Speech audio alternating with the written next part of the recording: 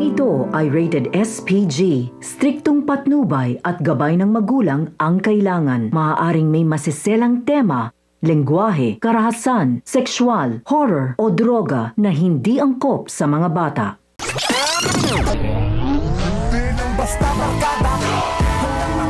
Buti na lamang ay sinundan si Tanggol ng kanyang mga kaibigan. Hindi nagpapigil si Tanggol sa bugso ng kanyang damdamin. At tuluyang nagtungo sa kinaroroonan ng kanyang papa para nga mailigtas ito. Nakatunog naman ang kanyang mga kaibigan na nawawala si Tanggol. Sinabi ni Enteng na ibig sabihin umano nito ay mag-isang sumugod si Tanggol. Kinakailangan umano nilang sundan si Tanggol dahil alam nila na baka hindi pa ito magtagumpay sa laban, lalo pat mag-isa lamang ito kumpara sa dami ng mga tauhan ni Lucio. Kaya naman kinakailangan nila itong sundan habang si Tanggol ay nakarating na sa hideout ng Red Phoenix at determinadong mailigtas ang kanyang papa. Kahit na ang kapalit man nito ang kanyang sariling buhay. Natunugan ng mga tao ni Lucio na nasa labas na si Tanggol.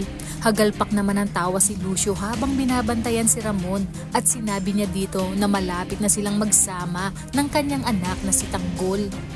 Panigurado umanong mahuhulog sa bitag ang magaling nitong anak.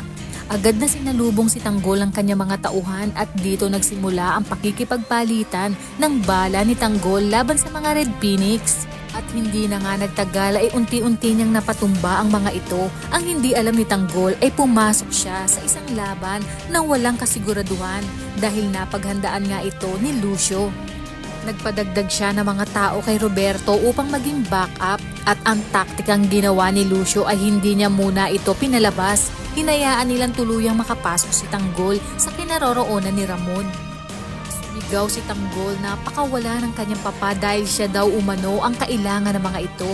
Nagsalita naman si Lucio na huwag itong mag-alala dahil magsasama-sama na sila. Tinutukan ni Tanggol si Lucio at dito tumawa lang si Lucio at unti-unting lumabas ang mga tauhan ni Lucio na buong akala ni Tanggol ay ubos na. Kaya naman dito ay nanlumo si Tanggol dahil sa pagkatuso ni Lucio. Buti na lamang ay sinundan siya nila Enteng. Habang nagmamatsyag sa labas ang kanyang mga kaibigan ay sinabi ni Enteng na saka na sila lulusob kapag hindi na lumabas si Tanggol dahil ibig sabihin nasukol na rin ito. Hahanap sila ng magandang pagkakataon para pasukin ang bodega. Pinabalik na ni Lucio ang kalahati ng mga tao ni Roberto at mayabang siyang tumawag na hawak na niya ang mag-amang Montenegro. Sinabi naman ni Roberto na agad silang pupunta ni Miguelito kaya maiksi lang ang oras ng kanyang mga kaibigan para mailigtas si Tanggol at Ramon.